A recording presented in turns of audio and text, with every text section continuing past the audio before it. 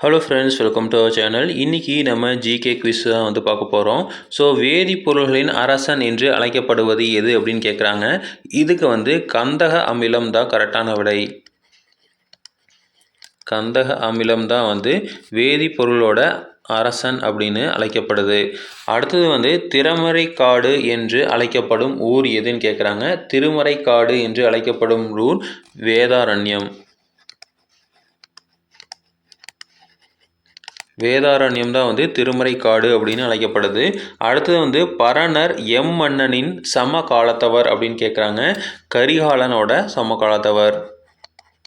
கரிகாலன் இருந்தப்போ தான் வந்து பரணரும் இருந்தார். அடுத்து வந்து சமையல் சோடாவும் டார்டாரிக் அமிலமும் சேர்ந்த கலவை என்னன்னு கேட்குறாங்க.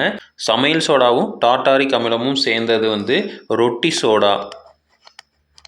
ரொட்டிக்கு யூஸ் பண்ணுற சோடா தான் வந்து சமையல் சோடாவும் டார்டாரிக் அமிலமும் வந்து உள்ளே இருக்குது.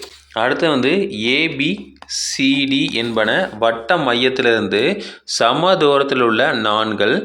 ஏபி வந்து 6 சென்டிமீட்டர் அப்படின்னா சிடியோட மதிப்பு என்ன அப்படின்னு கேட்குறாங்க.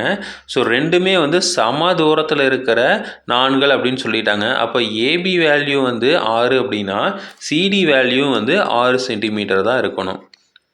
அடுத்து வந்து பெருலா என்ற செடியிலிருந்து வெளிவரும் ஒரு திரவ பொருள் என்ன அப்படின்னு கேட்குறாங்க. பெருலாலிருந்து வர்றது தான் வந்து பெருங்காயம்.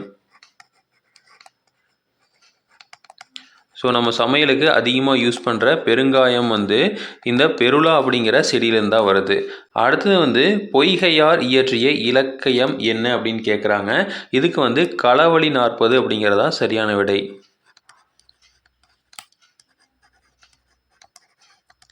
களவழி 40 தான் வந்து பொய்கையார் வந்து எழுதுனது.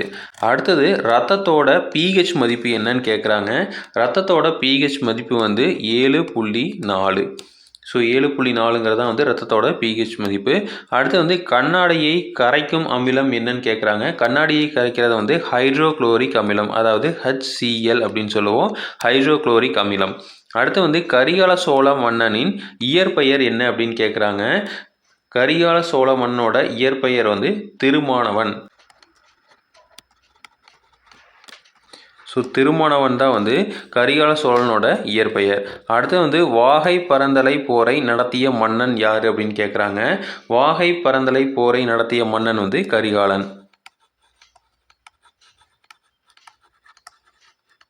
அடுத்த கேள்வி, கார்பன் மோனாக்சைடும் ஹைட்ரஜனும் சேர்ந்த கலவையின் பெயர் என்னன்னு கேட்குறாங்க.